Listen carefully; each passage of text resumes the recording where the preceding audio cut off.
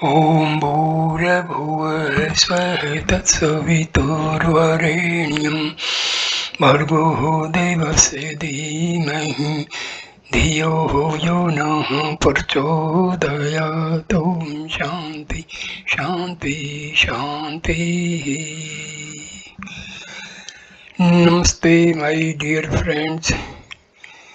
This video is about Sri Nisargdatta Maharaj's philosophy, teachings, and gospel. That is, liberation through self-realization and the gospel of self-realization. The idea of enlightenment is of utmost importance. Just to know that there is such a possibility changes one's entire outlook. It acts like a burning match in a heap of sawdust. A spark of truth can burn up a mountain of lies. The very hearing of it is a promise of enlightenment. The possibility becomes a certainty when the notion of enlightenment appears in the mind. Once a living being has heard and understood that deliverance is within his reach, he will never forget it, for it is the first message from within. It will take roots and grow, and in due course take the blessed shape of the Guru. The gospel of self-realization, once heard, will never be forgotten. Like a seed left in the ground, it will wait for the right season and sprout and grow into a mighty tree.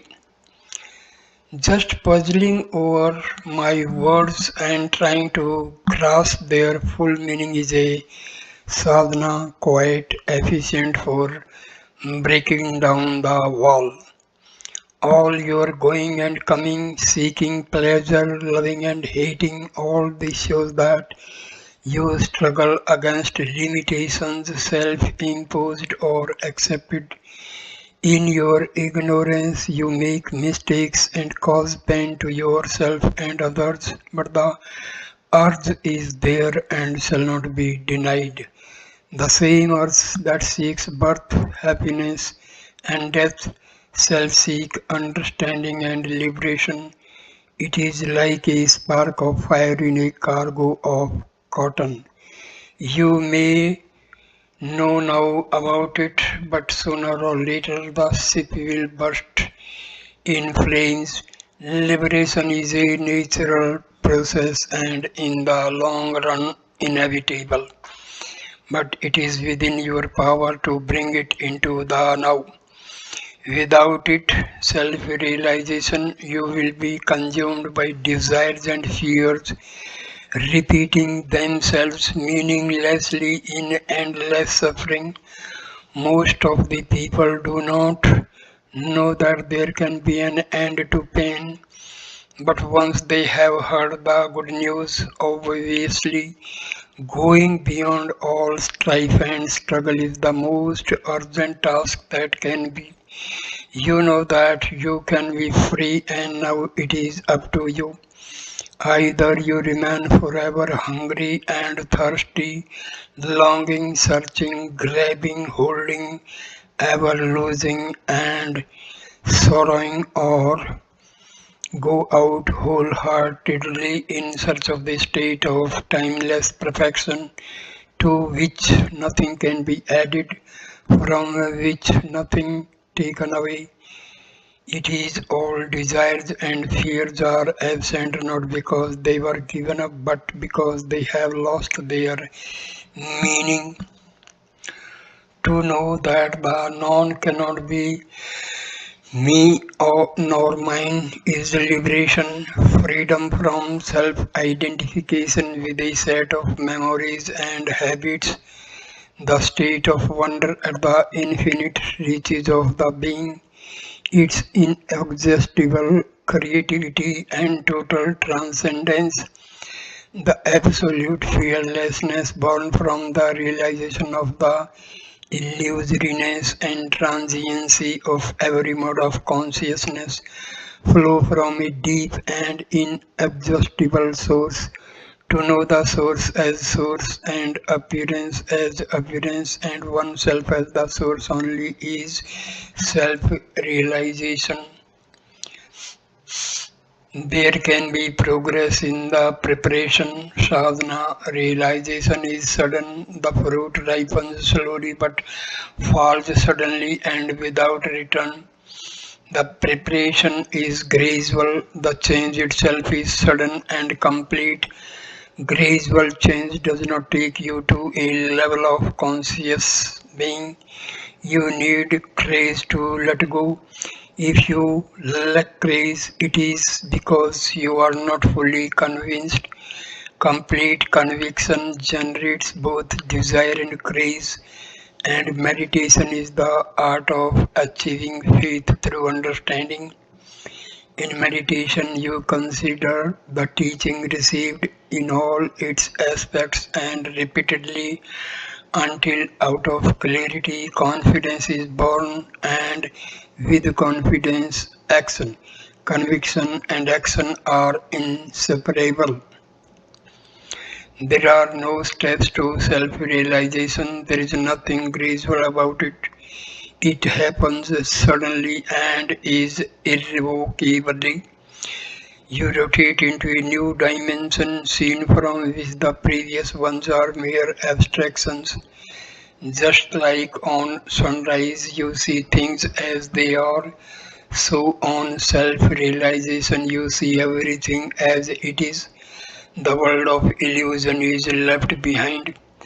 With some realization comes imperceptibly, but somehow they need conviction. They have changed, but they do not notice it. Such non-spectacular cases are often the most reliable. The experience of self-realization is unique and unmistakable. It will dawn on you suddenly when the obstacles are removed to some extent. It is like a frayed rope snapping.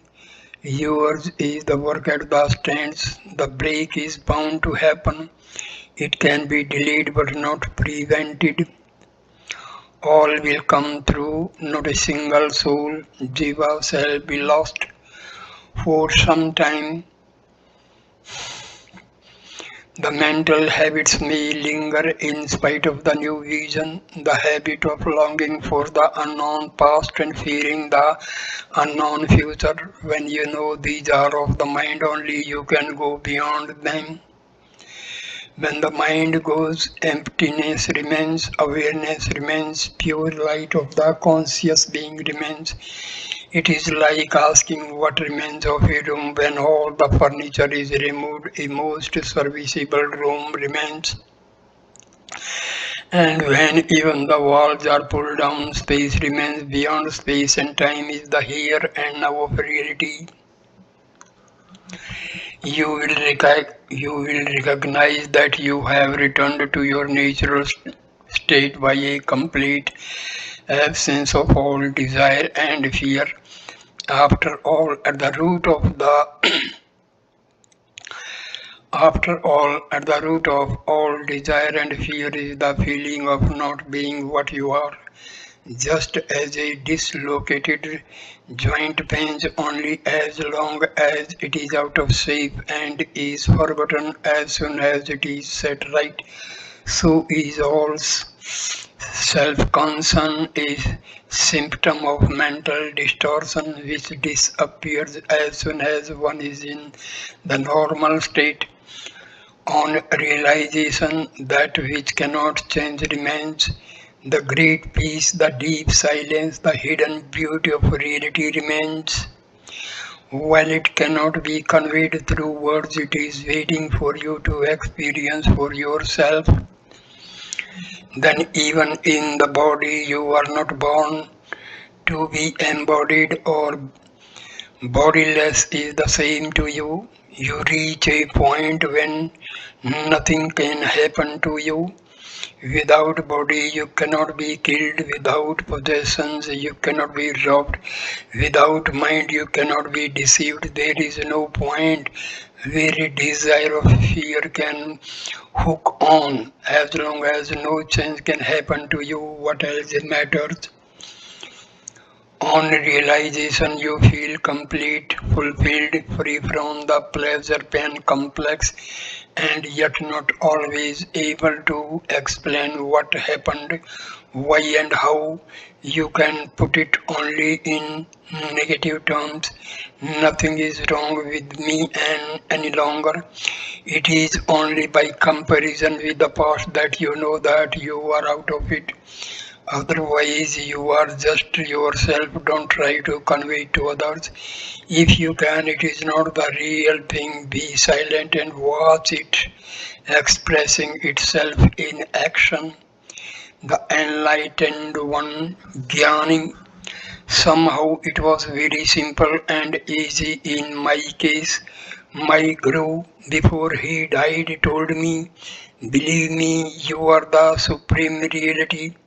Don't doubt my words, don't disbelieve me. I am telling you the truth, act on it. I could not forget his words, and by not forgetting, I have realized.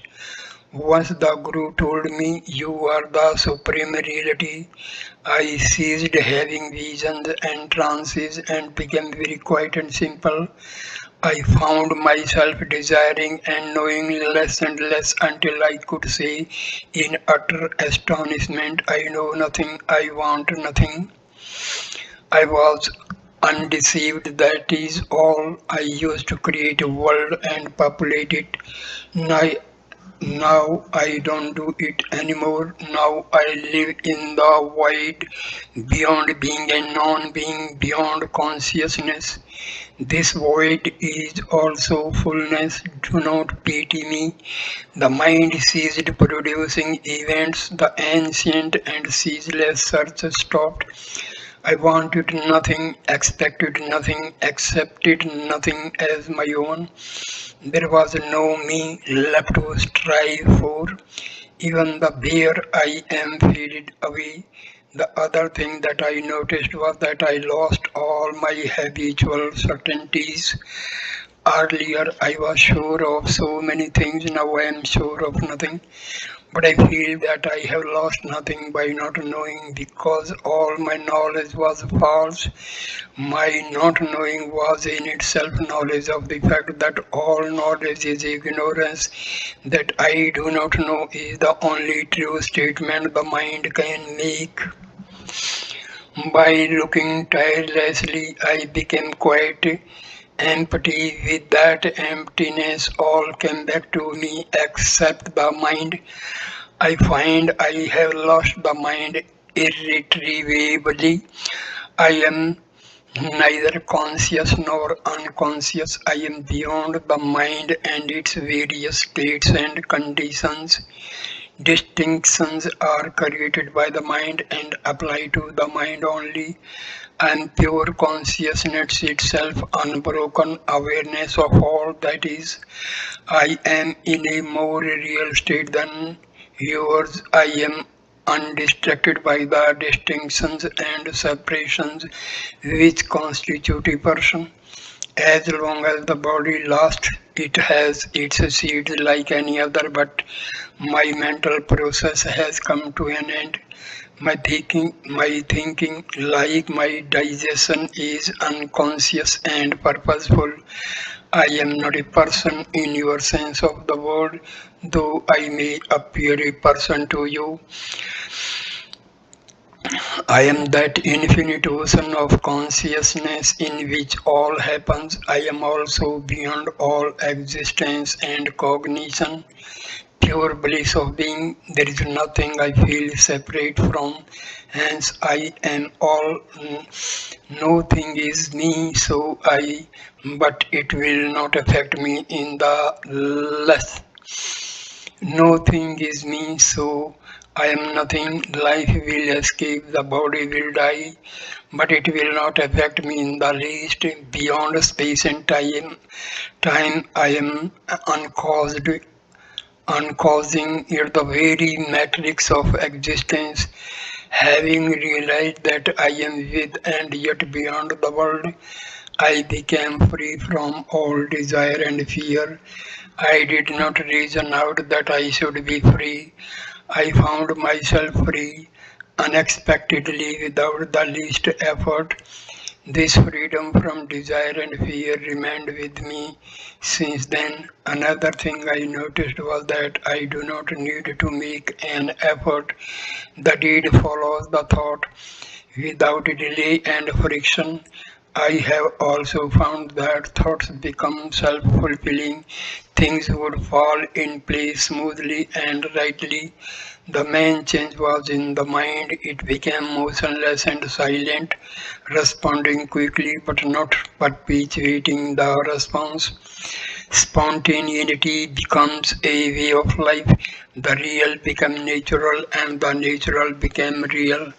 And above all, infinite affection, love, dark and quiet, radiating in all directions, embracing all, making all interesting and beautiful, significant and auspicious. The person is what I appear to be to other persons.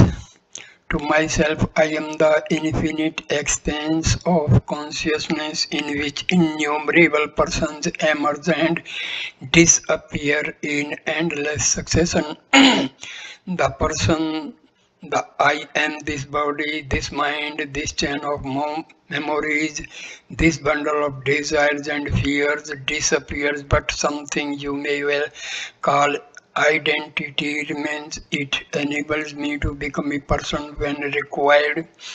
Nothing troubles me. I offer no resistance to trouble. Therefore, it does not stay with me. On your side, there is so much trouble. On mine, there is no trouble at all. Come to my side. What is added to memory cannot be erased easily, but it can surely be done. And in fact, I am doing it all the time. Like a bird on its wings, I leave no footprints. The word is like a sheet of paper on which something is typed. The reading and the meaning will vary with the reader, but the paper is the common factor, always present, rarely perceived. When the ribbon is removed, typing leaves no trace on the paper. So is my mind. The impressions keep on coming, but no trace is left. Your world is transient, changeful. My world is perfect, changeless. You can tell me what you like about your world. I shall listen carefully, even with interest. Yet not for a moment shall I forget that your world is not, that you are dreaming. In mine the words and their contents have no being. In your world nothing stays, in mine nothing changes. My world is real while yours is made of dreams. My world has no characteristics by which it can be identified. You can say nothing about it. My silence sings, my emptiness is full. I lack nothing in your world. I appear so with a name and shape, displaying consciousness and activity. In mine I have being only, nothing else. I am my world is myself, it is complete and perfect. I need nothing, not even myself.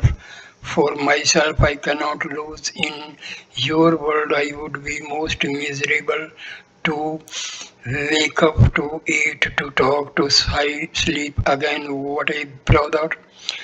To me nothing ever happens. There is something changeless, motionless, immovable, rock-like, unassailable, a solid mass of pure being, consciousness, bliss. I am never out of it. Nothing can take me out of it. No torture, no calamity. My condition is absolutely steady. Whatever I may do, it stays like a rock motionless. Once you have awakened into reality, you stay in it. It is self-evident and yet beyond description. All the three states, waking, sleeping, dreaming, are sleep to me. My waking state is beyond them. As I look at you, you all seem asleep, dreaming of worlds of your own. I am aware, for I imagine nothing. It is not samadhi, which is but a kind of sleep. It is just a state unaffected by the mind, free from the past and future. In your case, it is distorted by desire and fear, by memories and hopes. In mine, it is as it is normal to be. Person is too asleep. The world of mind and matter, of names and shapes, continues, but it does not matter to me at all. It is like having a shadow. It is there, following me wherever I go, but not hindering me in any way. It remains a world of experience, but not of names and forms related to me by desires and fears. The experiences are quality-less, pure experiences, if I may say so. I call them experiences for the lack of a better word. They are like the waves on the surface of the ocean, the ever present but not affecting its peaceful power. I can see with the utmost clarity that you have never been, nor are, nor will be estranged from reality, that you are the fullness of perfection here and now, and that nothing can deprive you of your heritage of what you are. You are in no way different from me, only you do not know it. Be fully aware of your own being, and you will be in bliss consciously, because you take your mind off yourself and make it dwell on what you are not. You lose your sense of all well-being of being well. You people do not know how much you miss by not knowing your own true self. The moment you know your real being, you are afraid of nothing. Death gives freedom and power. To be free in the world, you must die to the world. Then the universe is your own. It becomes your body, an expression and a tool. The happiness of being absolutely free is beyond description. The ordinary man is personally concerned. He counts his risks and chances, while the jnani remains aloof, sure that all will happen as it must, and it does not matter much what happens, for ultimately the return to balance and harmony is inevitable. The heart of things is at peace. The particular is born and reborn, changing name and shape. The jnani is the changeless reality which makes the changeful possible. The entire universe is his body. All life is his life, as in a city of lights. While one bulb burns out, it does not affect the network. So the death of a body does not affect the whole. With me, all is one, all is equal. The Guru is basically without desire. He sees what happens but feels no urge to interfere. He makes no choices, takes no decisions. As pure witness, he watches what is going on and remains unaffected. Victory is always his in the end. He knows that if the disciples do not learn from his word, they will learn from their own mistakes inwardly. He remains quiet and silent. He has no sense of being a separate person. The entire universe is one, including his disciples with their petty plans.